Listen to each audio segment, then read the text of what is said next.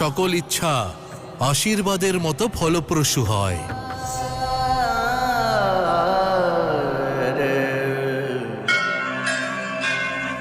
তাহলে কি ভক্তের মনের কথা না বুঝে তাদের সব কথা শোনা, তাদের ইচ্ছে পূরণ করা উচিত ভোলানাথ? উচিত আর অনুচিত কোনো প্রাণী হয় না নারায়ণ।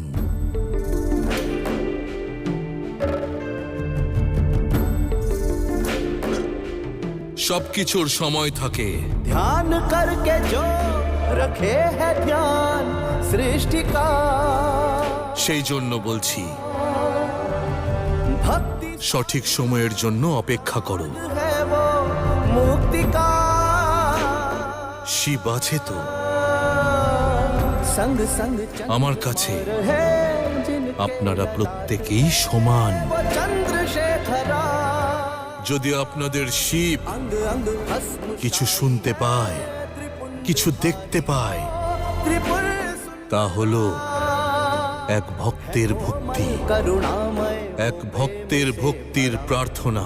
ओमकार হ্যাঁ, सदा शिव একজন ভক্তের ইচ্ছা পূরণ করার সাধ্য আমার থাকলে আমি তা অবশ্যই পূরণ করি। कैलाशनाथ महादेवा विश्वेश কিন্তু হ্যাঁ, रुद्र भैरव पशुपति আমার দেওয়া সেই বর আপনার জন্য ओमकारा আশীর্বাদ হবে नीलकंठ নাকি অভিশাপ, वीर সেটা আপনার মানসিক স্থিতি, সময় আর পরিস্থিতির উপর নির্ভর করবে। विश्वेश ভক্ত, ঈশ্বর এবং অসুর আমরা বানিয়েছি। অগ্নি, জল, বায়ু, সবার প্রভাব সকলের ক্ষেত্রে একই রকম। আর প্রভেদ করার আমরা কে? কেউ না। মনে রাখবেন, যখন এই সংকট উৎপন্ন হয় সমাধান সন্ধান করুন, দোষারোপ নয়।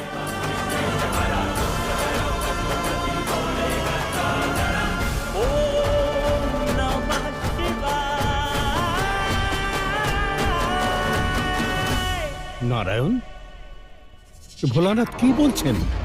উনি কি করতে চাইছেন? এই জ্ঞানের পশ্চাতে আমাদের জন্য কোনো সংকেত নেই তো?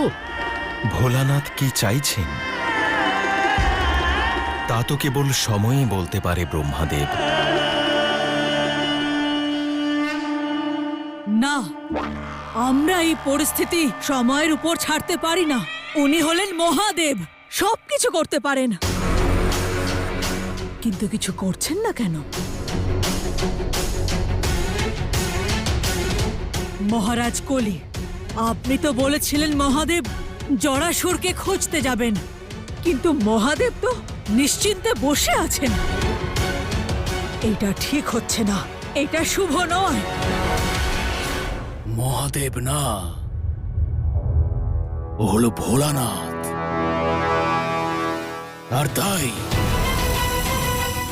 অনেক কিছুই করতে পারে সে, কিন্তু করতে পারছে না। আমি জরাসুরকে এমন এক স্থানে চলে যেতে বলেছি যেখানে স্বয়ং মহাদেব ওকে খুঁজে পাবে না।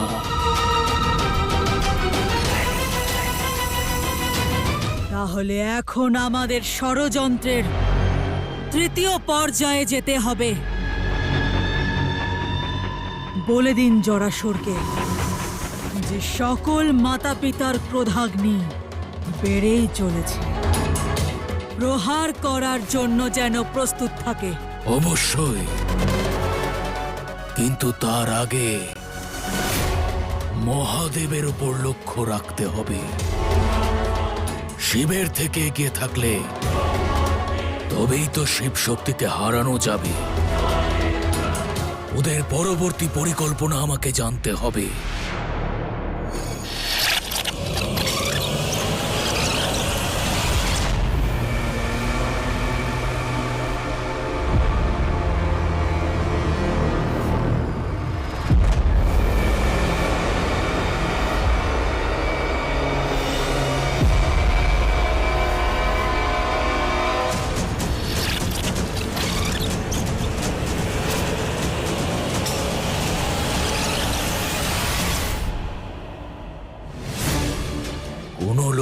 ভোলানাথকে দেখাই যাচ্ছে না।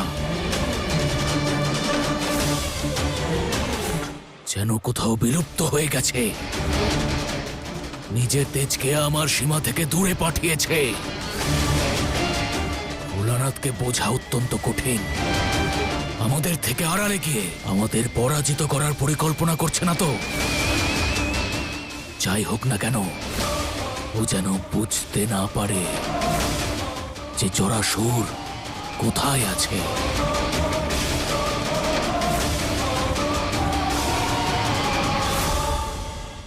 আমার ভক্তেরা এত যন্ত্রণা সহ্য করবে না। ওদের ভক্তির শক্তি কেউ কেড়ে নিতে পারবে না। আমি করব ওদের সহায়তা। ওরা আমার কথা নিশ্চয়ই শুনবে। দেখলে মাতার নাম জপ করার ফল আমাদের সন্তানদের সাথে কি হলো? তার প্রভাবে আমাদের পুত্র বাঁচলো কি আদৌ? নিজেও তো কষ্ট পাচ্ছে এই জ্বরে। কতখানি শক্তিহীন করে দিয়েছেন আদি শক্তি আমাদের, যে নিজের সন্তানদের এভাবে কষ্ট পেতে দেখছি। এই সব মাতার জন্য হয়েছে।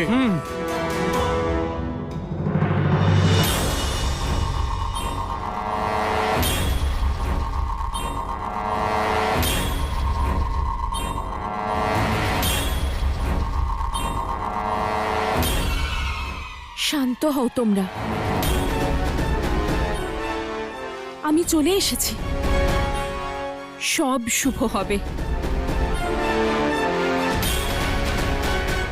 দাঁড়ান ওখানে, ওখানেই দাঁড়ান। দাঁড়ান না। আপনি আমাদের কাছে আসবেন না, ওখানেই দাঁড়ান। আমাদের গ্রামে আপনার কোনো স্থান নেই। চলে যান মাতা। আপনার আগমন আমাদের জন্য শুভ সংকেত নয়।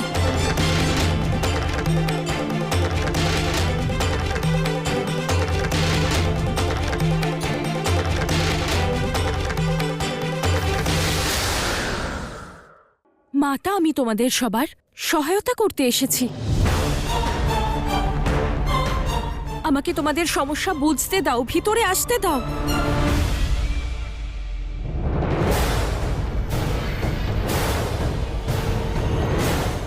মাতা তো তিনি, যিনি নিজের সন্তানদের সংকট দূর করেন।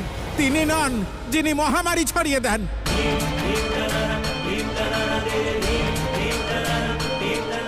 আর আপনি সমস্যার সমাধান খুঁজতে এসেছেন। চাই না আমাদের এমন স্বার্থপর মাতা। চলে যান মাতা, আমাদের চাই না এমন স্বার্থপর মাতা।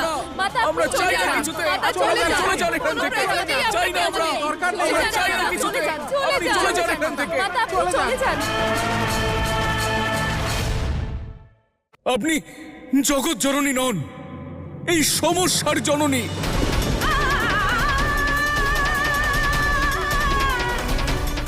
চাই না আমাদের মিথ্যে সান্ত্বনা আর না কোনো সহায়তা। ফিরে যান মাতা, ফিরে যান।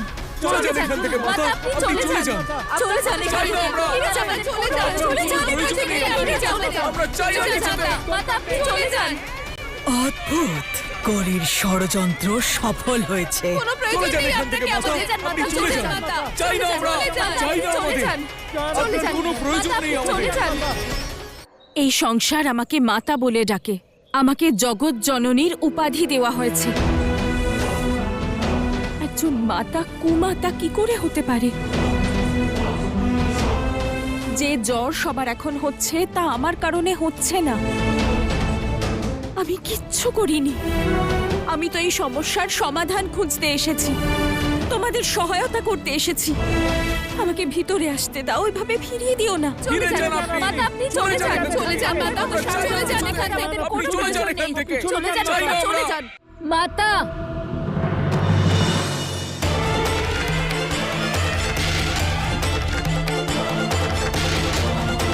পুত্র, পুত্র, কি হলো তোমার?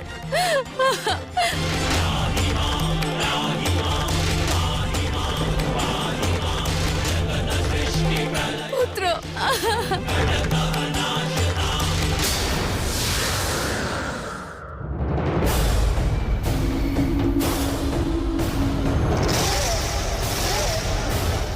আরে আরে শোনো, তোমরা দেখলে উনি আসলেনও না।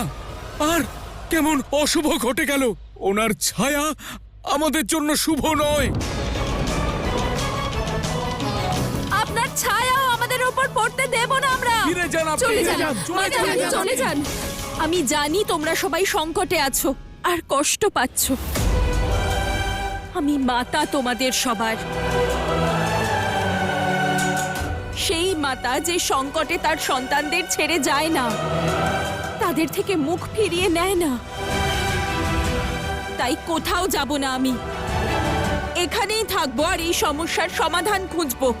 তোমাদের সমস্যা নিবারণ করব, তোমাদের সবাইকে রক্ষা করব, এই রোগ থেকে মুক্ত করব সবাইকে।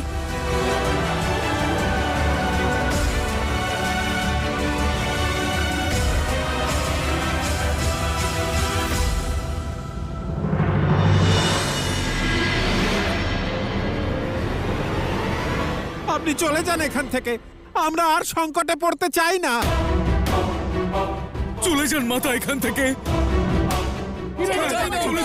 আমরা চাই না কিছু। আপনি চলে যান, কোনো প্রয়োজন নেই।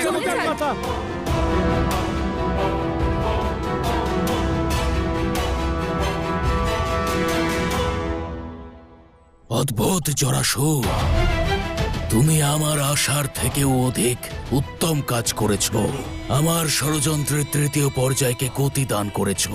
এবার অতি শীঘ্রই এই সৃষ্টি আমার অধিকারে আসবে। না মহাদেব কিছু করতে পারবে, না ওনার শক্তি।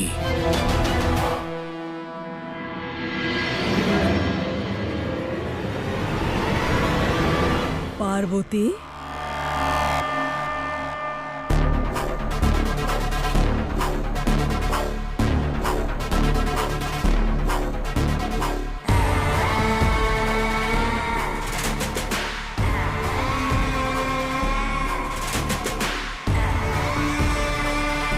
আপনি এখানে? হ্যাঁ পার্বতী, তোমার এই অসহায়তার শোক পালন করতে এসেছি।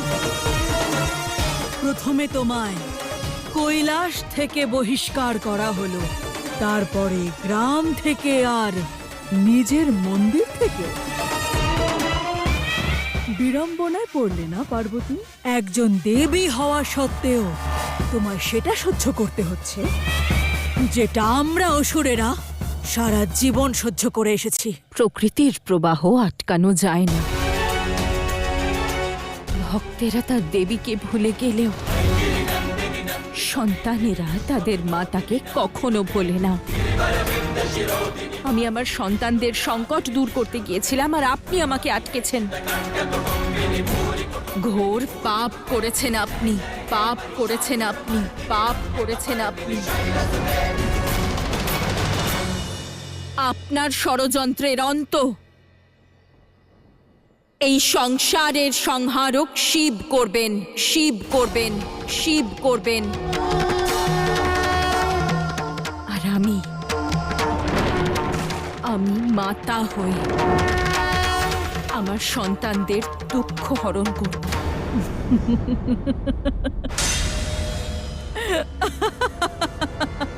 কিন্তু পার্বতী, এখন তো পরিস্থিতি সম্পূর্ণ উল্টো। তোমারই সন্তানেরা তোমাকে, নিজেদের মাতাকে তাদের কাছ থেকে দূরে করে দিতে চায়। তোমার সন্তানেরা আদি শক্তির শক্তিকে সংকট মনে করছে পার্বতী।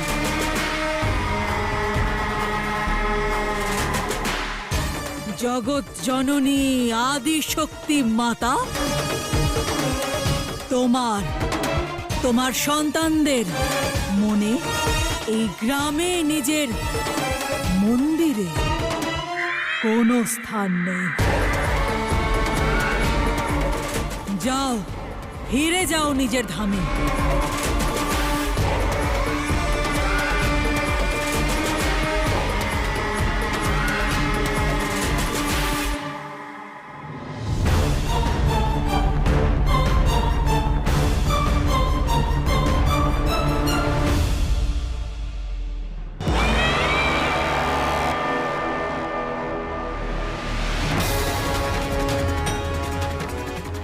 যদি তোমার নিজের সন্তান থাকতো তাহলে তুমি আমাদের এই কষ্টটা বুঝতে পারতে, এই পরিস্থিতির গুরুত্ব বুঝতে তুমি।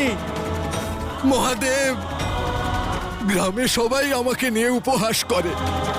ওরা ভাবে ওদের সন্তানদের এই অবস্থায় আমার কোনো দুঃখ হয় না, কারণ আমি স্বয়ং নিঃসন্তান।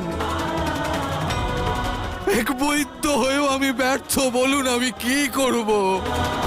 আমি কি করব মহাদেব? এই সমস্যার সমাধান দিন মহাদেব, দর্শন দিন মহাদেব, অন্যথায় আমি এই স্থানে নিজের মাথা কুড়ে কুড়ে আমার প্রাণ বিসর্জন দেব। দর্শন দিন মহাদেব, মহাদেব।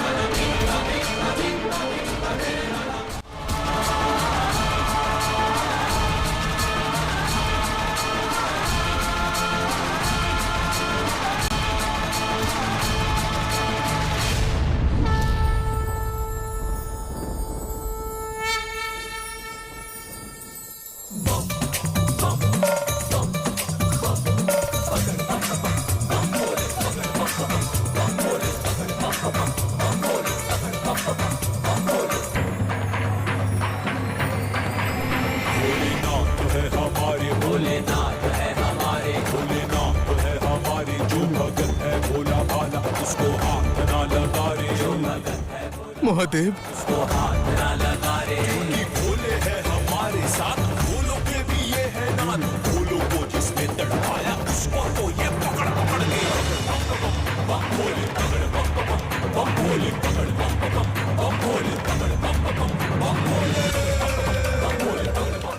বলো বৈশ্যানন্দ, কি চাও তুমি?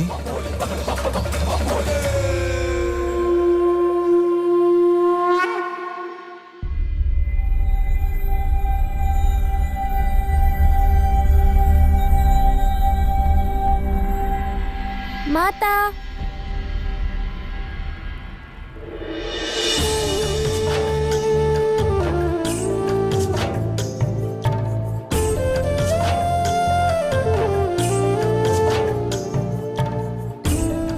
তুমি ঠিক আছো পুত্র? তোমার জ্বর তো কমে গেছে। কে করলো তোমার উপচার?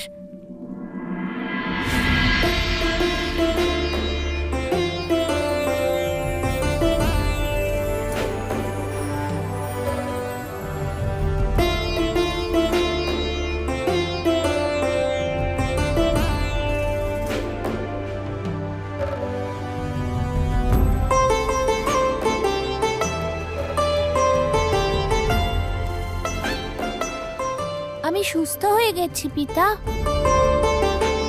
না পুত্র, আমি কেবলমাত্র তোমার তাপ হরণ করেছি,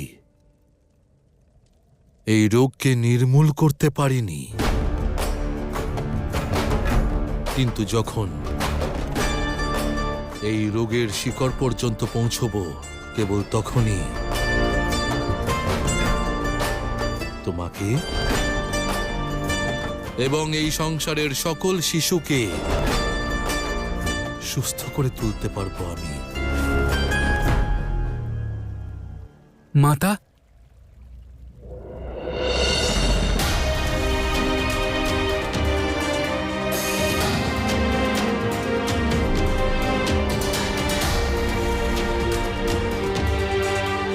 যেভাবে পিতা আমার জ্বর কমিয়েছে, তেমন রোগও নির্মূল করবে পিতা। সবকিছু ঠিক করে দেবে। কিন্তু তোমার পিতা কোথায় গেছেন গণেশ?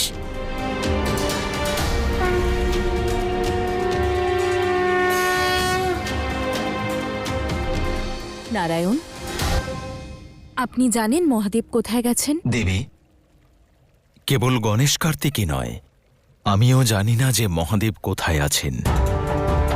আমি ভেবেছিলাম আপনি বোধহয় কিছু জানেন। এই সংকটের সময় মহাদেব আবার কোথায় চলে গেলেন? আমার কিছু মনে পড়ছে। যখন আমি মূর্ছিত ছিলাম, তখন আমি শুনেছিলাম যে পিতাকে কোনো ভক্ত ডাকছে। বোধহয় তার ডাকেই সাড়া দিতে গেছে পিতা।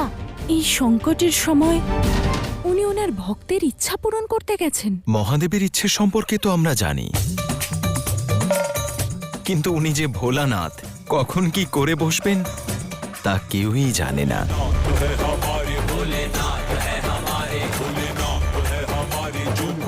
মহাদেব, কেবল একটি পুত্র চাই, যে আমার সঙ্গ দেবে, আমার সহায়ক হবে মহাদেব। আর সেই পুত্র কেমন হওয়া উচিত?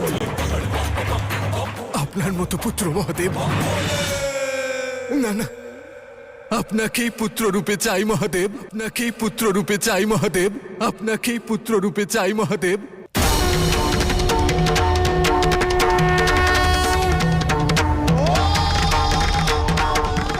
এখন কি করবেন মহাদেব? তথাস্তু, তথাস্তু, তথাস্তু।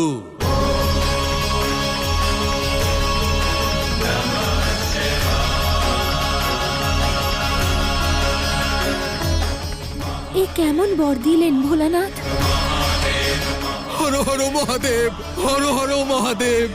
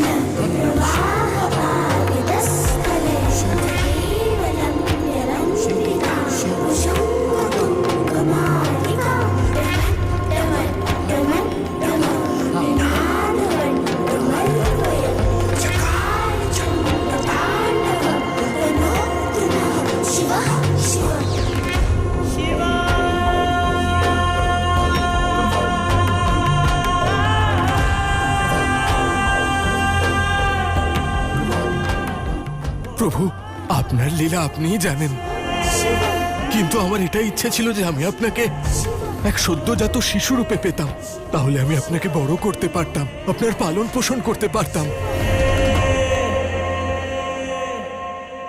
যা করেছি তা আপনার ভালোর জন্যই করেছি বৈশ্যানন্দ। আপনার তো কোনো স্ত্রী নেই, এমতো অবস্থায় যদি আমি শিশু হয়ে আসতাম তাহলে কি উত্তর দিতেন সংসারকে? আর আগে কি কখনো কোনো বালকের খেয়াল রেখেছেন আপনি? স্নান করানো, খাওয়ানো, এই সব কিছু আপনাকেই করতে হতো নিজের হাতে। সামলাতে পারতেন আমাকে ওই অবস্থায়? সেই জন্য আমি এই আয়ু, এই রূপ নিয়ে এসেছি, যাতে আপনার কষ্ট না হয়।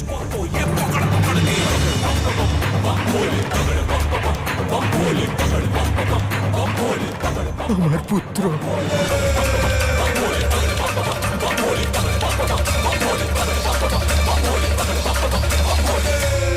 আর যখন আমি চলেই এসেছি তখন বলুন কি কারণে স্মরণ করেছেন আমাকে? প্রভু, গ্রামে হাহাকার পড়ে গেছে, প্রতি গৃহে জ্বরের তাণ্ডব নৃত্য চলছে, বালক বালিকারা অসুস্থ হয়ে পড়ছে প্রভু, সবকিছু শেষ হয়ে যাচ্ছে। আমার যা করার ছিল তা আমি করেছি, যখন আমি আর পারলাম না তখন আপনাকে স্মরণ করলাম প্রভু।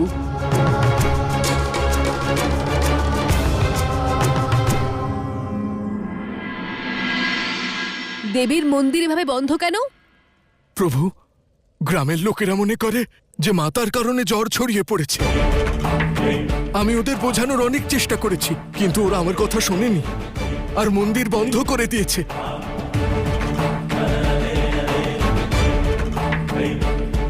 সমস্যার সমাধান ভক্তির শক্তি থেকেই পাওয়া যায়, যা প্রতিটি ক্ষেত্রে আমাদের স্থির রাখে, আমাদের শক্তি দেয়, আমাদের সাহস প্রদান করে।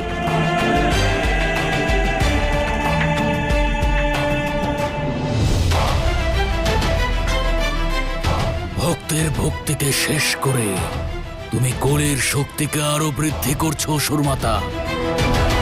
যখন ভক্তির বিনাশ ঘটে তখন স্থিরতা অস্থিরতায় বদলে যায়।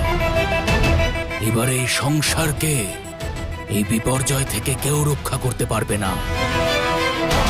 না শিব জরাসুরকে খুঁজে পাবে, না শক্তির ভক্তিকে পুনঃপ্রতিষ্ঠা করা যাবে। কিন্তু মনে রাখবেন মহারাজ, যে একাদশীতে আমাদের জরাসুরকে মহাদেবের কাছ থেকে লুকিয়ে রাখতে হবে।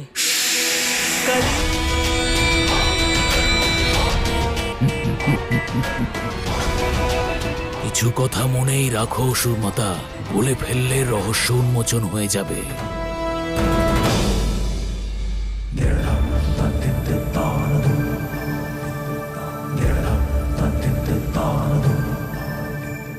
শিব নিজের বাল্যরূপে আছেন, শক্তিহীন। এই অবস্থায় কলির প্রকোপ থেকে ওনাকে কে রক্ষা করবে? এই জ্বরের প্রকোপ থেকে কে বাঁচাবে?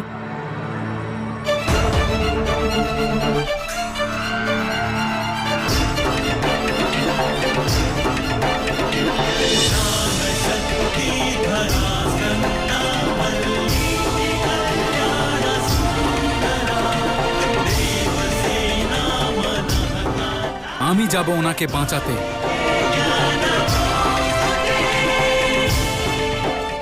দাঁড়াও দাদা, আমরা দুজনে মিলে পিতাকে সহায়তা করব। না গণেশ, কৈলাসে শুভতা থাকা প্রয়োজন। তুমি এখানেই থাকো, আমি যাচ্ছি। না,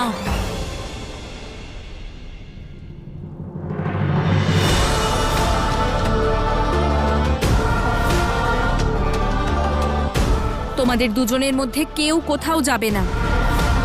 তোমরা নিজেরাই এখনো সুস্থ নও, আর আমি আমার পুত্রদের ঘোর সংকটের মধ্যে যেতে দেব না। কিন্তু মাতা, আপনিই বলেছিলেন যে পিতা বাল্যরূপে অসহায়, ওনার একজন যোদ্ধাকে প্রয়োজন। কার্তিক ঠিক কথাই বলেছেন। মহাদেব নিজের রূপ ছেড়ে শিশুর রূপ নিয়েছেন, আর এই সময় উনি শক্তিহীন হয়ে পড়েছেন। তিনি ভোলানাথ। ওনার কোনো রূপই দুর্বল হতে পারে না ব্রহ্মাদেব। যদিও উনি এখন এক শিশুরূপে রয়েছেন, কিন্তু শিশুর দুর্বলতার মধ্যেও শক্তি থাকে। শিশুর চোখ সেই সত্য দেখতে পায়, তাদের মধ্যে সেই সত্য থাকে যা কখনো কখনো আমাদের দৈব দৃষ্টি থেকেও আড়াল হয়ে যায়। কলির প্রকোপ থেকে সংসারকে বাঁচানোর জন্য এই রূপে মহাদেবের কারুর সাহায্যের প্রয়োজন তো হবেই। উনি একা এর সঙ্গে কি করে লড়বেন? শিবের চিন্তা এই শক্তিরও হচ্ছে, কিন্তু চিন্তার সঙ্গে সঙ্গে শিবের পরিকল্পনার উপরও আমার সম্পূর্ণ বিশ্বাস আছে। যদি উনি চাইতেন যে আমরা ওনার সহায়তা করি, তাহলে উনি একা ওই সংসারে যেতেন না। আর যদি কলি এটা জানতে পারে, তাহলে জানার হলে ঠিক জানতে পারত, আর এতক্ষণে কোনো না কোনো ষড়যন্ত্রও করে ফেলত। তাহলে এখন আমাদের কি করা উচিত মাতা? মাতা, অপেক্ষা, শিবের সংকেতের অপেক্ষা।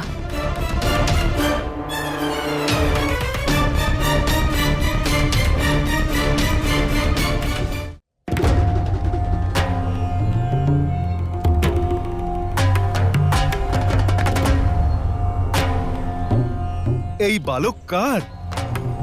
কোথা থেকে নিয়ে এলে এই বালককে? যতদূর আমি জানি, তোমার স্ত্রী তো বহুকাল পূর্বেই গত হয়েছেন। হঠাৎ করে একটা বালক আপনার সঙ্গে সুবিধের মনে হচ্ছে না।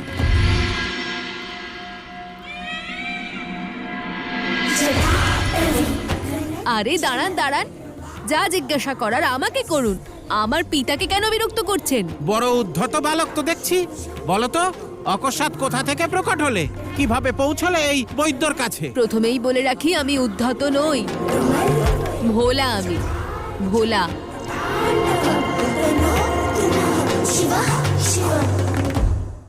অনেক দূরের গুরুকুল থেকে এসেছি, তাও পায়ে হেঁটে। কোন গুরুকুল? নাম তো বলো। অনেক দূরে। ওখানকার পর্বতে হিমের ঔজ্জ্বল্য অসাধারণ। মনে হয় এই পৃথিবী সাদা বরফের চাদরে মোড়া। সম্মুখেই এক জলাশয়ও রয়েছে, যার জল অমৃতর থেকেও মিষ্টি। আর ওখানকার ভোজন আহা, যেন সমাপ্তই হয় না। মনে হয় যেন স্বয়ং মাতা অন্নপূর্ণা ভোজন প্রস্তুত করেছেন।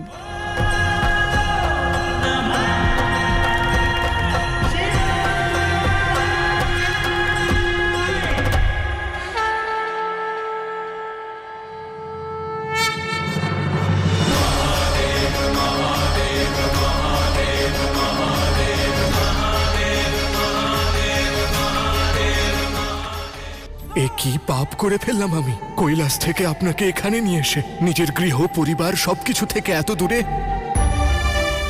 আমি স্বার্থপর ভোলানাথ, কিন্তু এই গ্রামের সন্তানদের বাঁচাতে চাই আমি। দয়া করে আমাকে ক্ষমা করে দিন ভোলানাথ, আমাকে ক্ষমা করে দিন। অদ্ভুত তো, এত বছর পরে বৈদ্য বৈশ্যনন্দের পুত্র এসেছে। আশ্চর্য কথা, আমরা তো জানতামই না যে এই বৈদ্যের কোনো পুত্র আছে। বৈদ্যমশাই কখনো বলেননি তো। যদি গুরুকুল এতই মনোরম ছিল তাহলে এখানে এলে কেন? ঠিকই তো। এতদিন যখন আসেনি তখন তো কষ্টে ছিলেন, আর আজ যখন এসে গেছি তখনও চিন্তায় পড়ে গেছেন। আমি এসেছি তার কারণ ওনার আমাকে প্রয়োজন ছিল।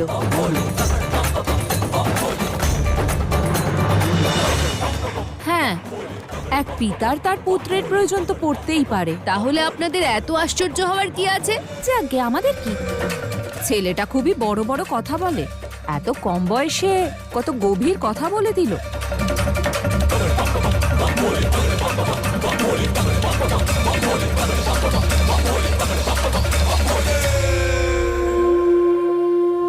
এই চল, আর এই বাচ্চাটার থেকে দূরে থাকবি। ওর সঙ্গে বন্ধুত্ব করার কথাও মাথায় আনবি না। সংক্রমণ ছড়িয়ে পড়ছে, ও বাইরে থেকে এসেছে, কি জানি কি কি রোগ নিয়ে এসেছে। গৃহে চল বলছি, চল।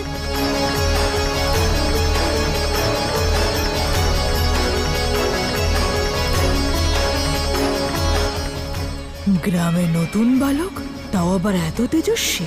ওর সম্বন্ধে খোঁজ নিতে হবে।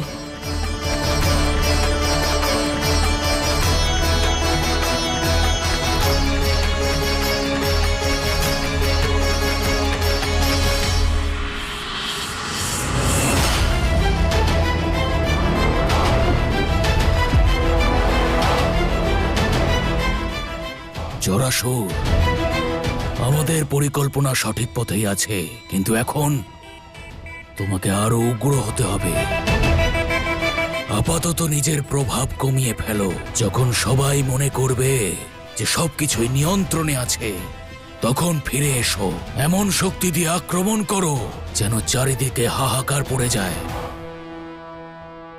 পরিণামের পূর্বে পরিহাস পরাজয় নিয়ে আসে মহারাজ।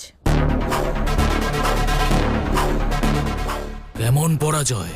ভাবুন, যদি মহাদেব সময়ের পূর্বে জরাসুরকে খুঁজে পান তাহলে? কলি সংসারে অন্ধকার নিয়ে আসে, স্বয়ং পরাজয়ের অন্ধকারে হারিয়ে যায় না অসুর মাতা। আমি তো কেবল সত্য বলছি মহারাজ। আমারও এক সত্য তুমি শুনে নাও, তোমার মহাদেব জরাসুরকে কখনোই খুঁজে পাবে না। তাকে এমন এক স্থানে আমি লুকিয়ে রেখেছি যেখানে কেউ পৌঁছতে পারবে না। তোমার শিবও নয়, সেও যে রূপ গ্রহণ করুক না কেন, তপস্বী, অঘরী কিংবা যোদ্ধা,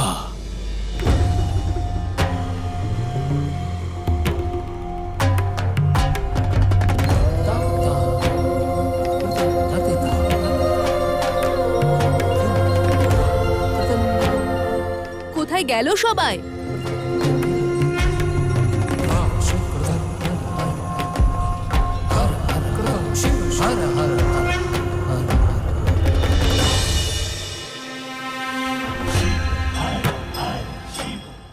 পুত্র, জলপান করো।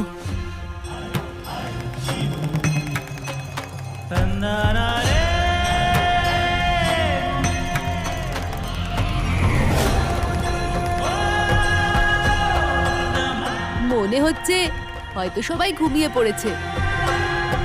এদের সবাইকে জাগাতে হবে। শোনো শোনো শোনো, মন দিয়ে শোনো, কেউ যেন নিজের গৃহ থেকে বাইরে না আসে। সবাই পৃথক পৃথক পাত্রেই জল গ্রহণ করবে। গৃহের ভিতরেও একে অপরের থেকে যথাযথ দূরত্ব বজায় রাখবে। বিশেষ করে ছোট ছোট ছেলে এবং মেয়েদের গৃহের বাইরে বেরোতে দেবে না। বাইরে চারিদিকে সংক্রমণ ছড়িয়ে পড়েছে, যে কেউ যে কোনো মুহূর্তে এর শিকার হতে পারে। শোনো শোনো শোনো, তুমি এখানে কি করছো? যাও যাও, নিজের গৃহে যাও। আরে আপনি আপনি বাইরে কি করছেন? যান, নিজের গৃহে যান। এই বালক, বেশি চালাকি দেখিও না। বাইরে বেরোনো মানে সংকটকে আমন্ত্রণ জানানোর সমান। চারিদিকে সংক্রমণ ছড়িয়ে পড়েছে। তুমি বালক, অবোধ, তাই তোমায় বোঝাচ্ছি। অসাবধান হলে শাস্তি পাবে তুমি। চলে যাও এখান থেকে। আমি কোনো বালক নই, ভোলা আমি, সকলের গুরু আমি। গৃহে আপনি যান, আমি তো এখানেই থাকবো। আরে এখানে কি করছো? দূরে থাকো ওই বালকের থেকে, নিঃশ্বাসের দ্বারাও সংক্রমণ ছড়ায়। আরে এই, ছাড়ো ছাড়ো আমাকে, ছাড়ো ছাড়ো আমাকে, আমাকেও সংক্রমিত করবে। কাকা, এত রাগ করছো কেন? আমি তো আপনাকে ভালোবাসছি। ভালোবাসছো নাকি আমার জীবনে সংকট ডেকে আনছো? যদি আমি সংক্রমিত হই না, তাহলে সবার আগে তোমার প্রাণ নাশ করব আমি। সরে যাও, সরে যাও। এই সরে যাওয়ার কাছ থেকে। কিন্তু উনি কি করতে চাইছেন? মনে হচ্ছে তো উনি নিজেই জ্বরে পীড়িত হতে চাইছেন। পিতা এখন দুর্বল, ওনার জ্বর হলে তা শুভ হবে না। হোলির প্রকোপ থেকে পিতা কি করে বাঁচবে?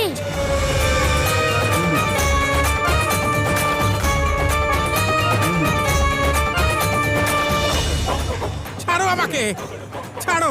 ছেড়ে দেবো? হ্যাঁ, ছাড়ো ছাড়ো ছাড়ো।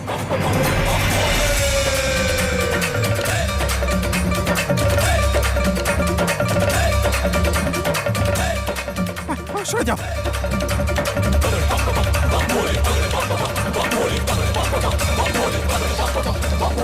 আরে এ কি করলে তুমি? জলটা এভাবে দূষিত করে দিলে। হে মহাদেব, এ কেমন উদ্ধত বালক পাঠিয়েছেন? এ তো সমগ্র গ্রামকে সংক্রমিত করবে। রক্ষা করুন প্রভু, বাঁচান আমাদেরকে। তথাস্তু কাকি। যিনি সবার কথা শোনেন, তিনি আপনার ডাকও নিশ্চয়ই শুনবেন। আর তাছাড়া জল তো সবার জন্য সমান। কে বলেছে ভিন্ন? উদ্ধত। না না, স্পর্শ করলে তো সংক্রমণ বাড়বে।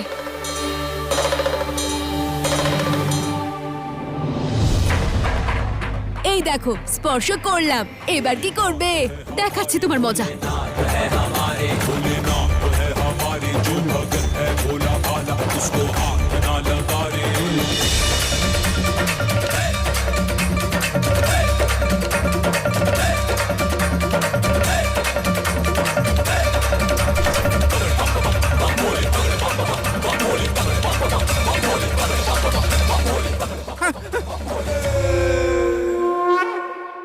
উদ্ধত বালক, বৈদ্যের এই বালক তো অত্যন্ত অবাধ্য।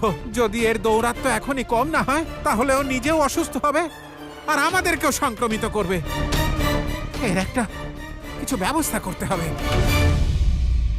ওম নমঃ শিবায়, ওম নমঃ শিবায়, ওম নমঃ শিবায়। বৈদ্য মশাই, দরজা খুলুন, দরজা খুলুন, বাইরে বেরিয়ে আসুন আপনি। বৈদ্য মশাই, দরজা খুলুন। শ্রীমান, আপনারা সবাই একসাথে এখানে? কি হয়েছে? কি হয়েছে? তোমার পুত্র সারা গ্রাম জুড়ে তাণ্ডব করে বেড়াচ্ছে, সংক্রমণ থেকে বাঁচবার সমস্ত চেষ্টা ব্যর্থ করে দিচ্ছে। আর তুমি জিজ্ঞেস করছো কি হয়েছে? নিজের পুত্রকে শাসন করো, হয়তো তাহলে সে বুঝতে পারবে। শ্রীমান, মাতা ছাড়া বেড়ে ওঠা বালক, আর বহু বছর পরও ফিরেছে। আমি কিভাবে ওকে... সেসব তুমি জানো। শুধু যে করেই হোক নিজের পুত্রকে বোঝাও, না হলে আমরা সকলে সংকটে পড়ে যাব। কিসের ব্যাপারে এত আলোচনা চলছে?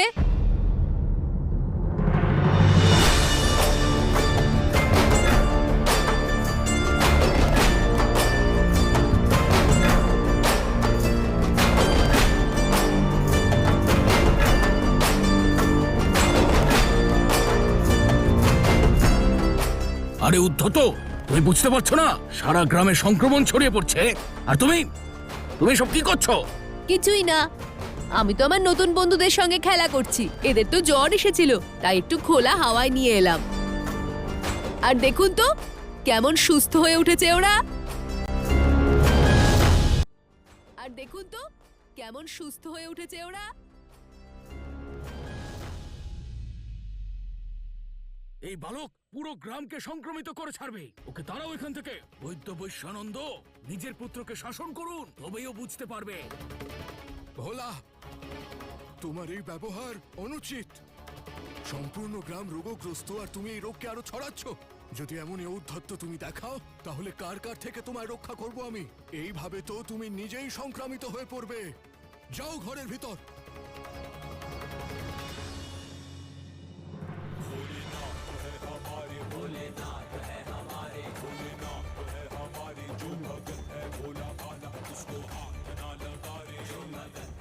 মহাদেব, আমার এই দুঃসাহসের জন্য আমায় ক্ষমা করে দিন,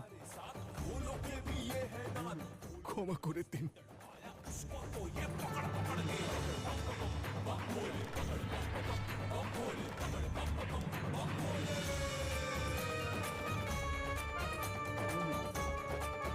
আপনি ব্যর্থই চিন্তা করছেন পিতা। জ্বরকে সমূলে ধ্বংস করব। যদি সে আমার কাছে পৌঁছয়, তাহলে এমন খেলা খেলবো যে সে সারা জীবন মনে রাখবে। কেমন দুঃসাহসী বালক, যা খুশি তাই বলে যাচ্ছে। চরম সংকট ডেকে আনছে এই বালক। একেও এখনই এই গ্রামে আসতে হলো? নিজের পুত্রকে বোঝাও বৈদ্য, না হলে কিন্তু পরিণাম ভালো হবে না।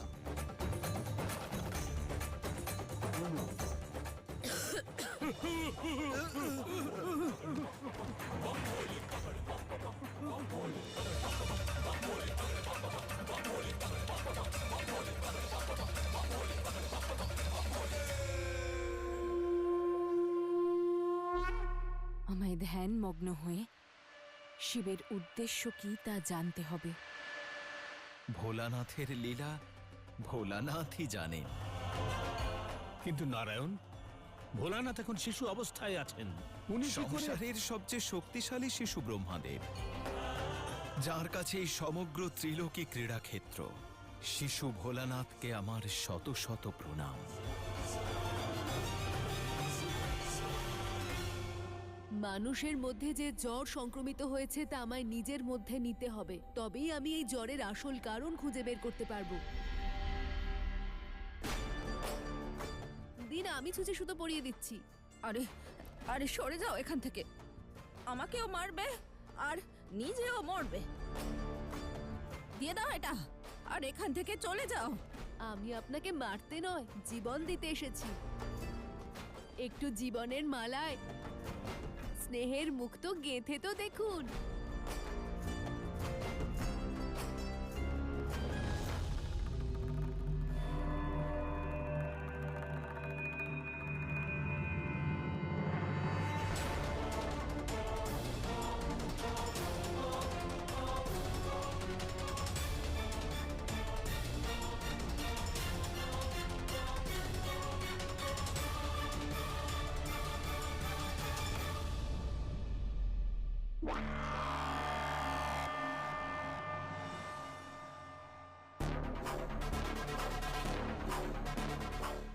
আমি যার কাছে যাওয়ার চেষ্টা করছিলাম সে নিজে আমার কাছে চলে এলো। দেখুন না বৈদ্যমাতা, এই বালক কারোর কথা শুনছে না, কোনো নিয়মও মানছে না। আমি কথা বলছি।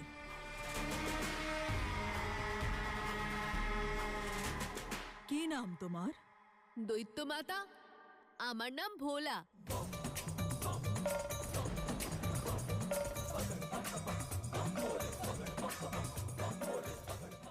কি বললে? এটাই বললাম, বৈদ্য মাতা, আমার নাম ভোলা।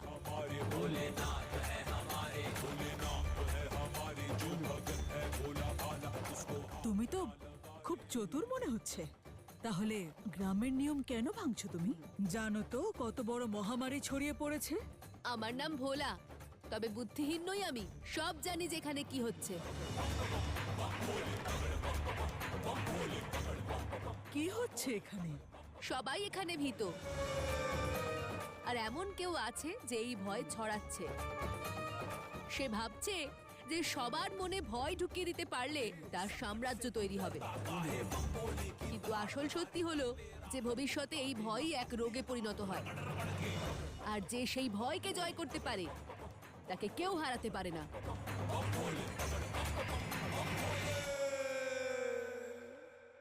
ভোলা,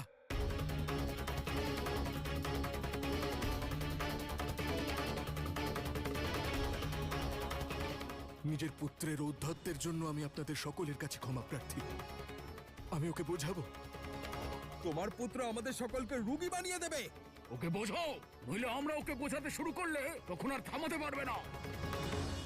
ঠিক সেভাবেই যা সংক্রমিত হয় তাকে আটকানো এতও সহজ নয়। তবে রোগের থেকে দূরে পালালে সেই রোগ আরো বেড়ে যায়। কিন্তু যদি তার সম্মুখীন হই তাহলে সেই ভয়ও কাটবে আর রোগও কাটবে। মৃত্যুর আগে জীবনকে চেনা অত্যন্ত আবশ্যক বন্ধু। জ্বর তো আমাদের এটাই প্রমাণ করে যে এই শরীর এখনো জীবিত রয়েছে। আর যারা ভয় ভয় বাঁচে তারা জীবিত থাকা সত্ত্বেও মৃতের সমান। মৃত্যুর ভয়কে জয় করো আর মৃত্যুঞ্জয় হয়ে যাও, আর মৃত্যুঞ্জয় হয়ে যাও।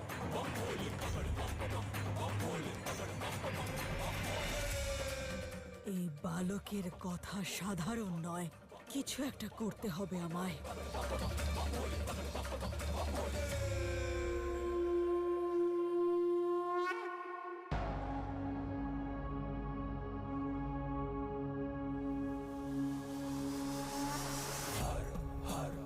ছেড়ে দাও আমাকে, এসো না আমার কাছে, ছেড়ে দাও।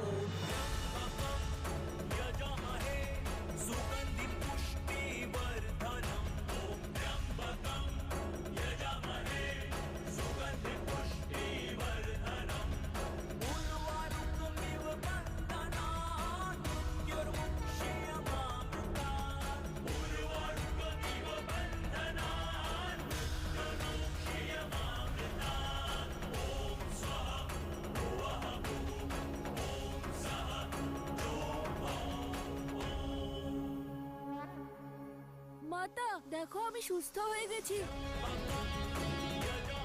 হ্যাঁ পিতা, আমার জ্বরও ঠিক হয়ে গেছে।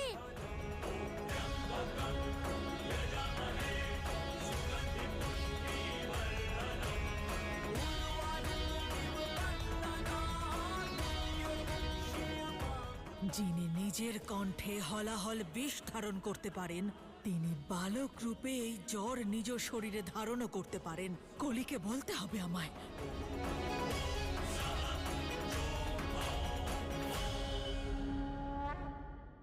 এখন অসুর মাতাকে এক বালকের ভয়ে ভীত হতে হচ্ছে। মহাদেব তো হয়তো জরাসুরকে খুঁজছে। সে নিজে এক বালকের রূপ কেন ধারণ করবে? বোঝার চেষ্টা করুন মহারাজ। গ্রামের লোকেদের মতে ওই বালক অকস্মাৎ চলে আসে এখানে। কিছু তো অদ্ভুত আছে ওর মধ্যে। এক সাধারণ বালকের মধ্যে এত তেজ কি করে সম্ভব?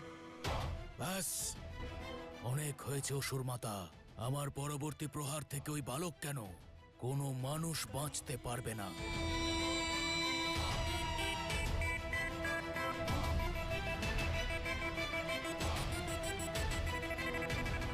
যত মানুষদের মধ্যেই সংক্রমণ ছড়িয়ে পড়বে তেমন ভাবেই জরাসুর আরো শক্তিশালী হয়ে উঠবে।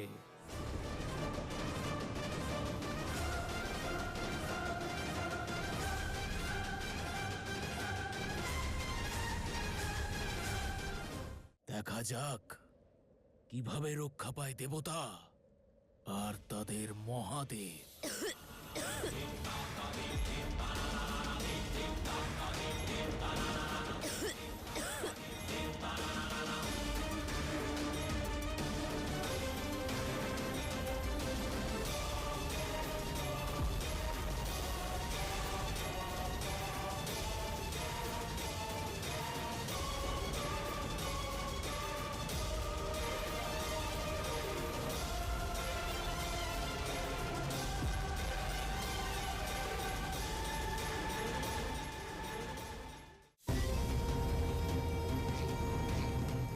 এবার সংসার দেখবে না, ভুগবে জরাসুরের এই ভয়ঙ্কর প্রকোপে।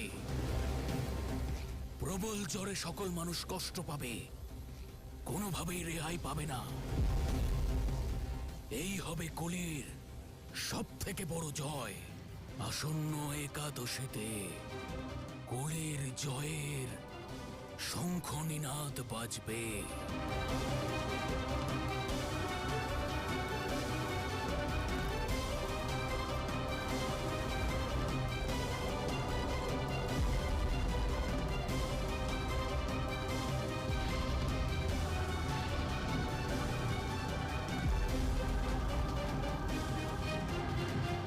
এই হাহাকার কিসের? পৃথিবীতে জ্বরের প্রকোপ বাড়ছে আর প্রতিটি মানুষের উপর প্রভাব পড়ছে। ইন্দ্রদেবের এই অবস্থায় চারিদিক শুষ্ক হয়ে গেছে।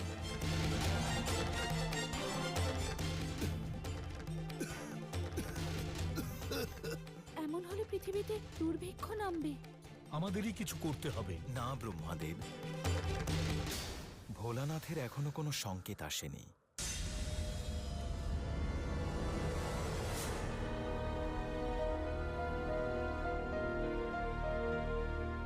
প্রভু ভোজন। প্রভু,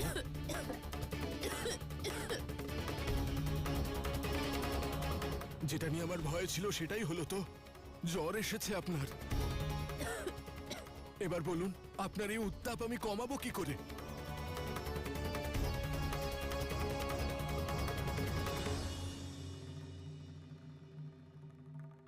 আমাকে শিবের কাছে পৌঁছতে হবে।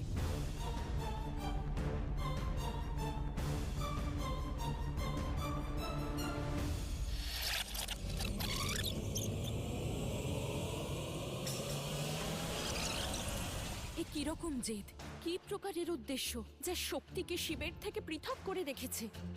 কেন আপনার কাছে আমায় পৌঁছতে দিচ্ছেন না মহাদেব? কি মনে হয় আপনার? আপনার যন্ত্রণার অনুভূতির থেকেও আমাকে দূরে করে দেবেন? শরীর যত দূরেই থাকুক না কেন, শিব শক্তির মন সর্বদা একে অন্যের সঙ্গে জুড়ে রয়েছে। আমরা তো আদি থেকে অন্ত পর্যন্ত এক। কিন্তু এখন প্রশ্ন শক্তির সুরক্ষা, জগতের কল্যাণের, যে জন্য শিবকে একাই এগোতে হবে দেবী। বিশ্বাস করুন দেবী, শীঘ্রই আপনি আমার সংকেত পাবেন। শীঘ্রই শিব শক্তিকে আহ্বান করবে। ততক্ষণ অপেক্ষা করুন, ভয় পাবেন না, কারণ আমাকে এই ষড়যন্ত্রের রচয়িতার সন্ধান করতেই হবে।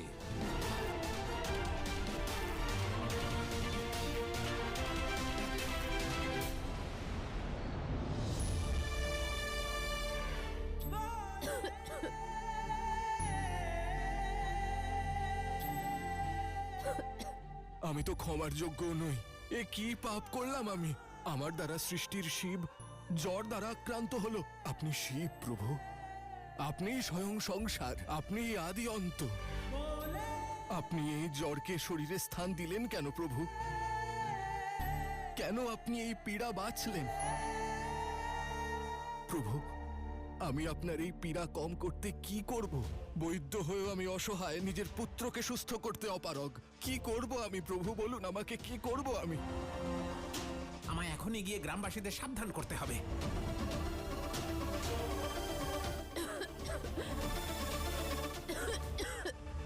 আরে শোনো শোনো শোনো, আরে কি হয়েছে, চিৎকার করছো কেন? বৈদ্য বৈশ্যানন্দের পুত্রেরও জ্বর হয়েছে। মাতা এসেছেন, মাতা। কি? আরে তোমরা সবাই শুনলে? বৈদ্যের পুত্রেরও জ্বর হয়েছে। এটা তো হওয়ারই ছিল। দেখলে না সবাইকে কিভাবে আলিঙ্গন করছিল? কি হয়েছে? বৈদ্য মাতা, বৈদ্য বৈশ্যানন্দের যে উদ্ধত বালক ছিল, হ্যাঁ, কাল একদম সুস্থ ছিল আর আজ জ্বরে আক্রান্ত।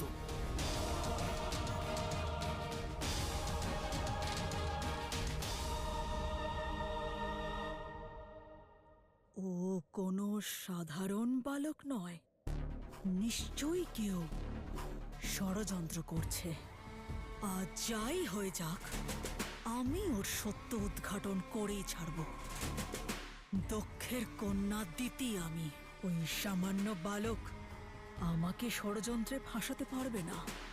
সে দেব হোক, দানব হোক, যক্ষ হোক বা কোনো গন্ধর্ব, অসুর মাতা দিতিকে হারাতে পারবে না। কোন পাপের শাস্তি আপনি দিচ্ছেন আমাকে? না আপনি চিকিৎসা করতে দিচ্ছেন, না আপনার শুশ্রূষা করতে দিচ্ছেন। আপনার উত্তাপ তো বেড়েই চলেছে, আর এত পীড়া সহ্য করার পরেও আপনি হাসছেন কেন প্রভু, কেন? কারণ আমি সত্য দেখতে পাবো, আর একজন সত্য দর্শন করতে পারবে। কেমন সত্য?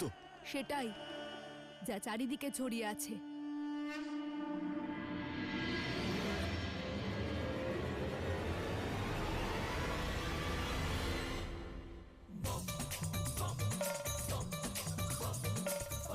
আজ এই মায়াবী বালকের সত্য আমি সবাইকে দেখাবো।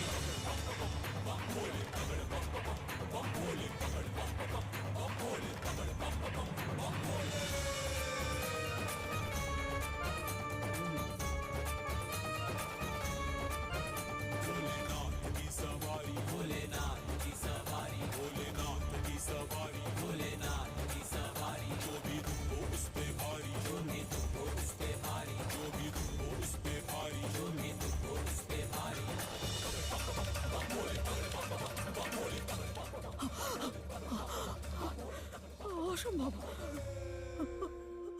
অসম্ভব।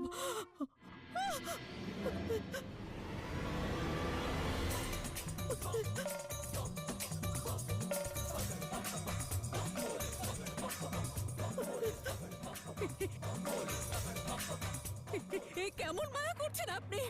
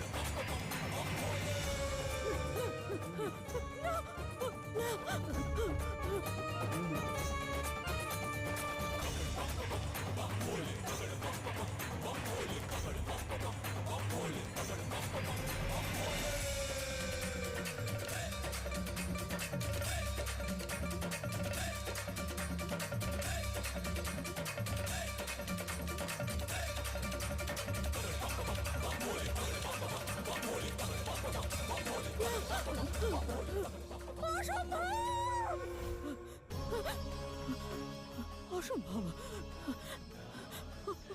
অসম্ভব।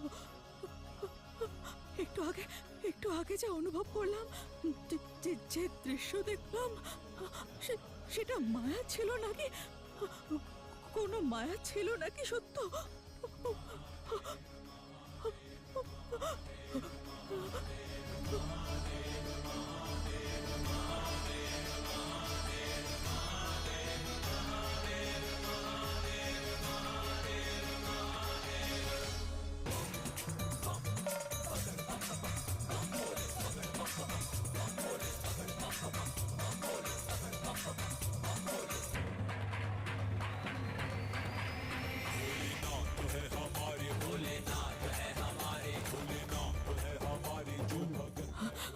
অসম্ভব।